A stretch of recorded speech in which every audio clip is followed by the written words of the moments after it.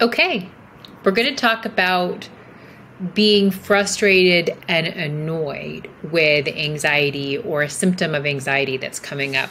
I felt like I saw a lot of people commenting like, okay, I'm not afraid, I'm not as fearful, but I'm still experiencing, say, intrusive thoughts or derealization and depersonalization. Those were like the top two that I saw.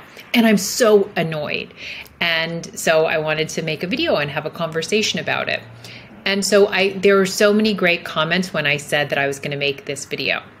So I wanted to read a few of them. Okay, because I thought they were so spot on.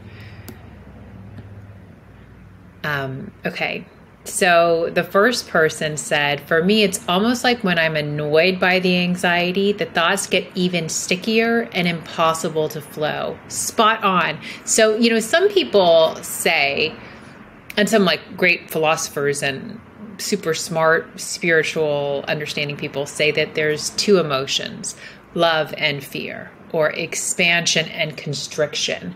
And I think while annoyance and frustration, yes, can be different than anxiety, it's still probably more on the same side of fear rather than love, or constriction rather than expansion. And I love that that person recognized that even when we're annoyed, we're restricting, we're constricting, we're not letting it flow.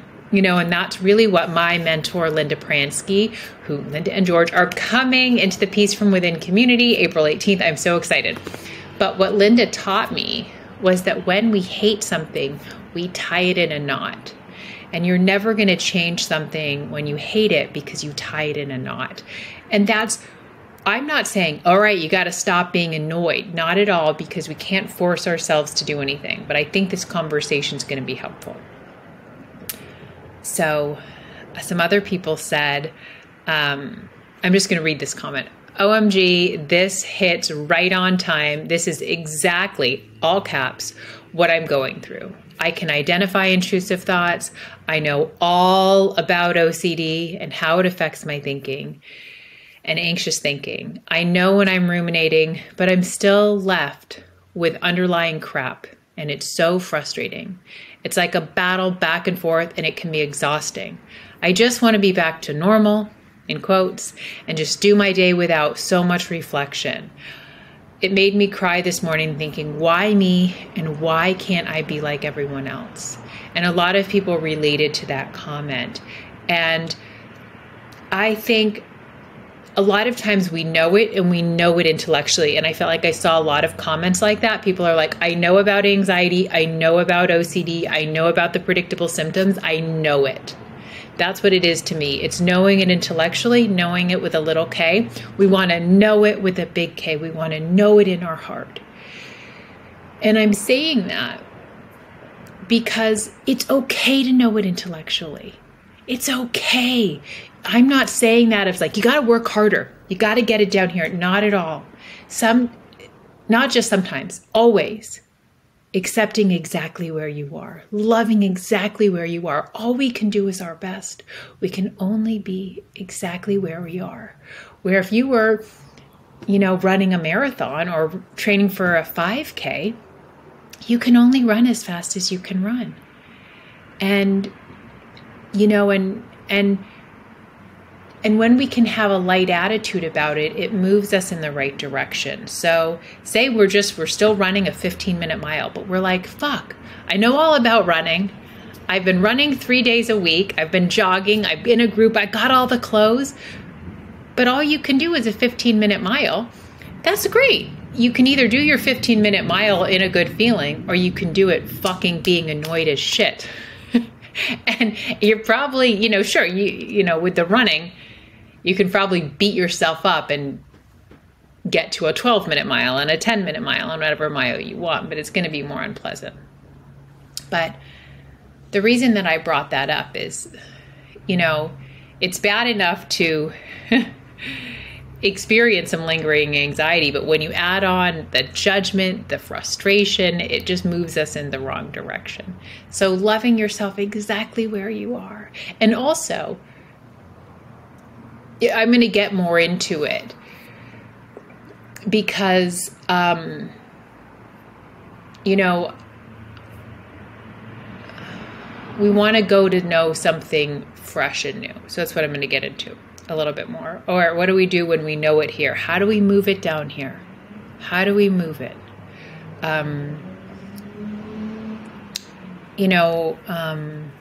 Some people, I still see some frustration with people just being exactly where they are. You know, they said, I'm annoyed. When I even feel a little worried about anything, my mind jumps to conclusions. That it sounds to me that their body is maybe still in the habit of going to fight or flight. I like they said, it's like, damn, I can't even feel a little worried right now without my body freaking out. I used to be able to worry about all kinds of stuff and then be okay a few minutes later. And now I have to have a little pep talk with my mind to breathe. It's exhausting. And I think even here it's an opportunity to love ourselves exactly where we are and to know there was a time when I could worry and it would flow, and I'm going to get back there. But right now, this is where I'm at. Just like kind of with the running example, sometimes you might have been able to run an 8-minute mile. And also, please feel free to think of a different example if you're never run a mile, But then sometimes in our life, it's like, damn, I'm running a 15-minute mile. I used to be able to run a mile and not stop. I used to be able to run 15 miles and not stop. And now I can't even run a mile. Well, it's like, yeah, that's just okay. This is just where you are. And when you can really having a light attitude or having even going to neutral, being light about it, seeing this is just part of our human experience right now, it moves us in a positive direction. Okay, let me see some more things of what people said. This is my exact experience. Even though I know all the psychoeducation and can notice the predictability of anxiety symptoms and intrusive thoughts, I still get so frustrated when they come, especially after having several symptom-free days and feeling well. I keep waiting for a time when I don't get bothered by thoughts and feelings at all. Yeah, and that time might come. But sometimes it's okay that we do get bothered. And when we actually can be light about it, we get over our bother. We get over ourselves so much faster. I'm going to talk about it more, but I still wanted to read a little bit more just because I think it's so helpful. One, to know you're not alone. You're not alone in this. It's a pretty common thing. And George Pransky, to me, called it a stage of compulsive awareness, where during this stage, it's really helpful to avoid looking too closely at your behavior. Don't analyze it. Don't try to make sense of it. Just noticing that you're still doing some unhelpful behaviors, it's enough. This compulsive awareness where maybe you've gone from feeling anxious about anxiety, panic, physical symptoms. Maybe you've stopped experiencing panic attacks as much. You've stopped experiencing depersonalization as much. So when you do, you're like, why? Oh, you know what? Maybe I'll read you that little bit from the Relationship Handbook on Compulsive Awareness. Okay, so some more from some of you. I definitely feel annoyed when thoughts come in because I add judgment and think that they should be gone and I should be past this by now. I get irritated that I can't get into my brain and delete certain things. Like, why do I have to deal with the old pop-ups when my logical mind knows it's a load of rubbish? I really like that image of wanting to go in there and delete it.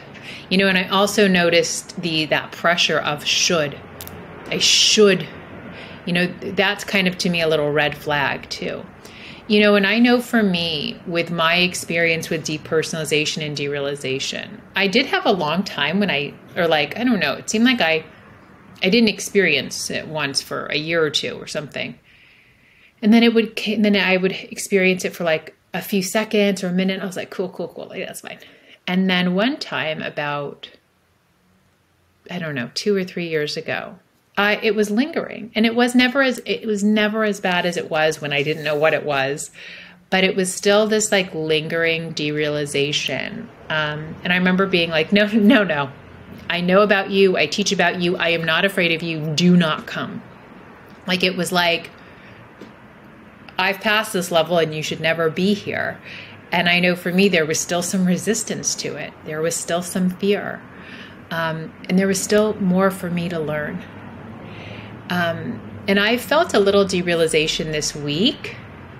And it was such an interesting experience of how night and day, because what it was like this week, also, it wasn't even derealization. It was like I could feel my body being like, derealization? Like, would you like it?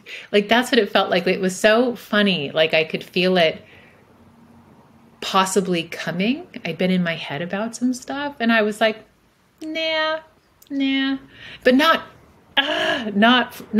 frustrated.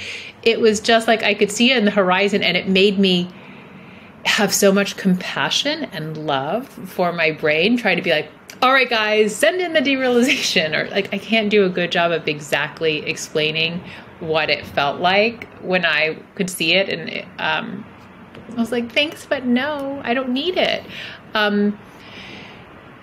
It was really interesting. It was very different than the resistance, than the frustration of, 2 years ago. And I learned from there,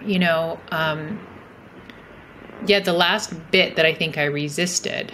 And it's not like I have like absolutely zero resistance now, or like 100% loving good feelings, but things really started to change for me.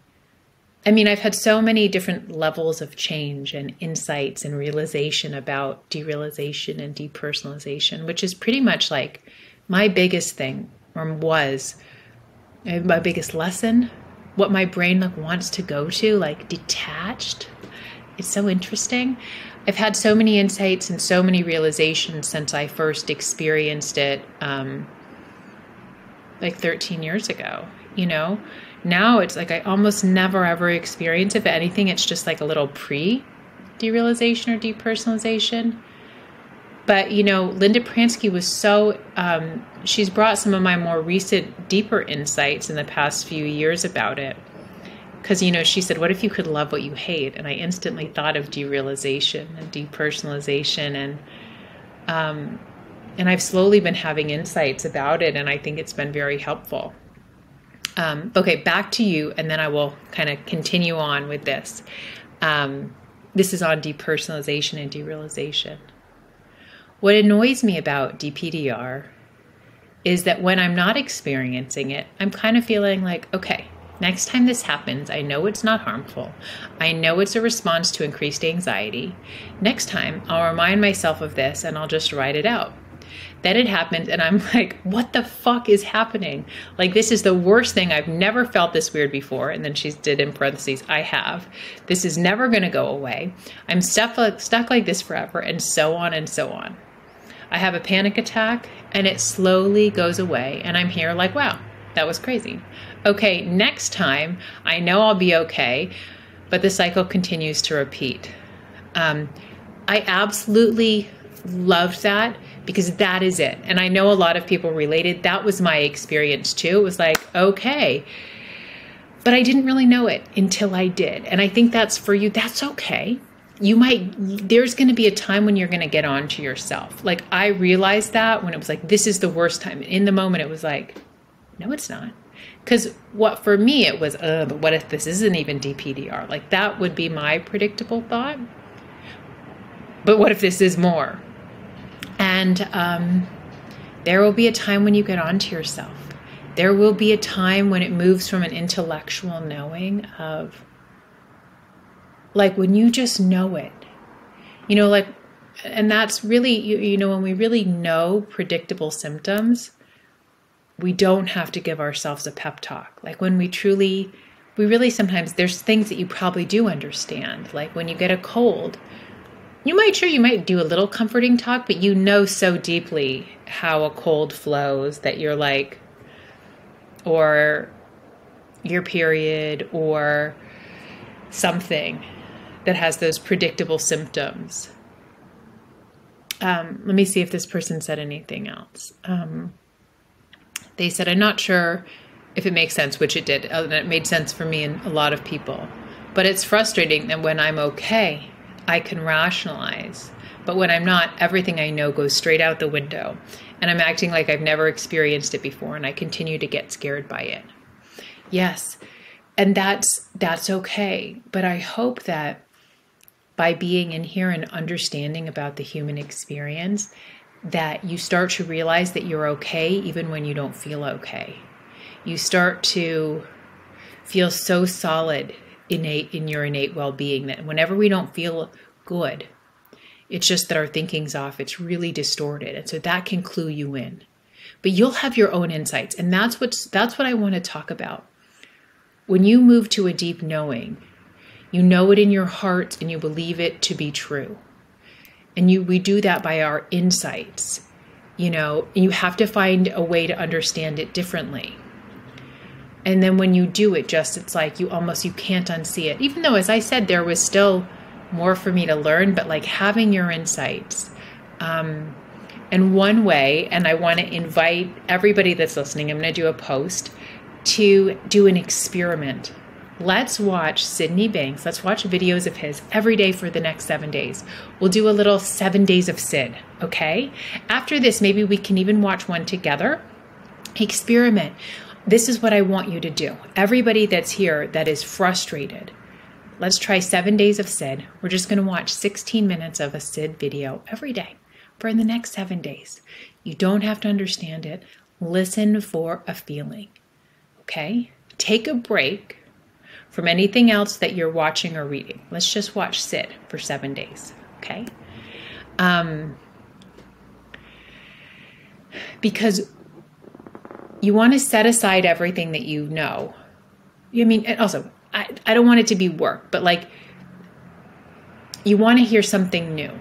You want to have a different understanding, a deeper understanding of what it means to be a thinker, a deeper understanding of what it means to be a human, how you relate to your thinking. You want to have insights,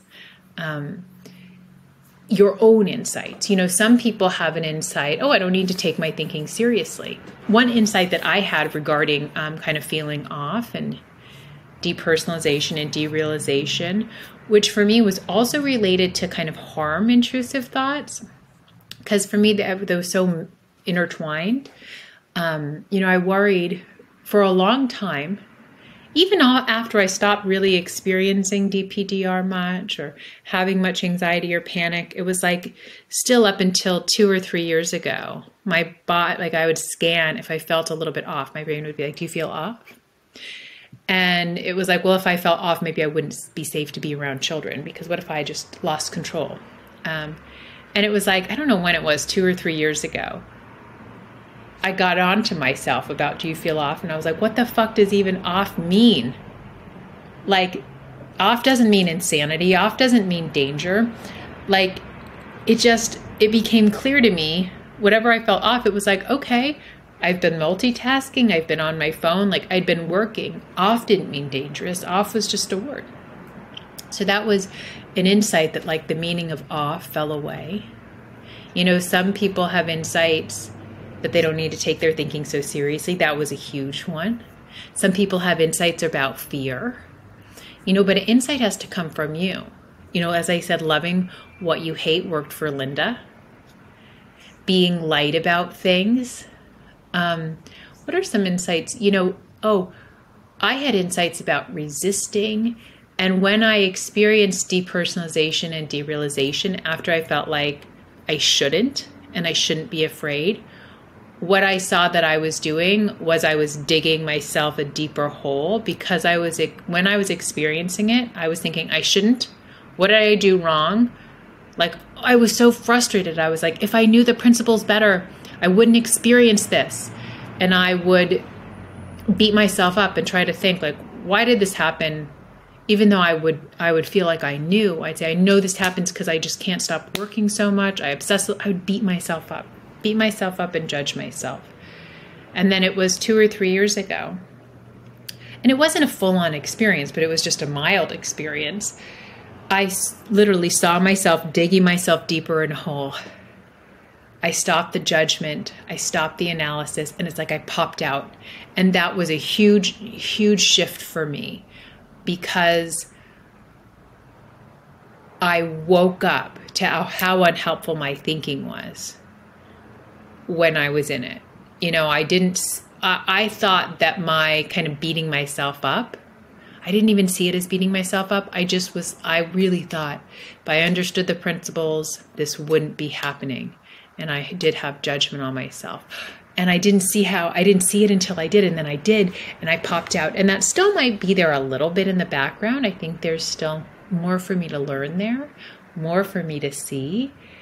And I am seeing more. Like, it's more like that thought might be there, but I don't give it so much weight, thinking you're doing something wrong. And that's for me. You know, so you'll have your own insights that are going to be from your creative mind. And so you can look in the direction of wonderment, of creativity and hope, and you can be in that mindset. Or you can be in the mindset of being frustrated and annoyed. And it's really, I'm honestly saying it, but you get to see, well, I don't know if staying frustrated is going to be helpful. You can spend your time being frustrated with physical symptoms or anxiety or intrusive thoughts or DPDR, or you can be in wonderment and just experience it, you know? You can be in wonderment of this human experience. And as I said, I'm excited for us to do 7 days of Sid. Let's do it together. You know, and what we want is we're listening for deeper feelings. So don't listen to Sid's words. Listen for the feeling he's in. You need more feeling fullness. You need to be in a deeper feeling. And deeper feelings can be gratitude, hope, contentment, humor. You know, and that's where I want the direction of us to go in. Sometimes some of the deeper feelings might be patience. You know, I know my patience has grown exponentially since being in this conversation. I didn't have patience for Sid at first because I was like, he's not telling me how to get over anxiety and driving anxiety and panic attacks. Like, I need it now. I wanted to find something so I'd never be anxious again. I want to get it all. And I remember when I would hear Dr. Pettit talk about how there is no destination. We just always get to learn. And I was like, not for me. Like, I want a destination. And I'm so much more patient, you know, so some deeper feelings for me are patience, gratitude, humor. So if you are feeling frustrated, I invite you not just to join me to listen to Sid and to be open to being in wonderment and being in deeper feelings and seeing what comes up. So let me know what you think, and if you're going to join me for 7 days of Sid. I'll do a next video and we'll watch. I'll kind of, maybe if you want, you can pick around and watch any of your own Sid videos. I'll let you know what I'm going to watch, but you watch anything that jumps out at you. And we want to make it easy and simple, so just 16 minutes, you know, but also you do you. If it's 10 minutes, and again, don't listen to his words. Listen for a feeling.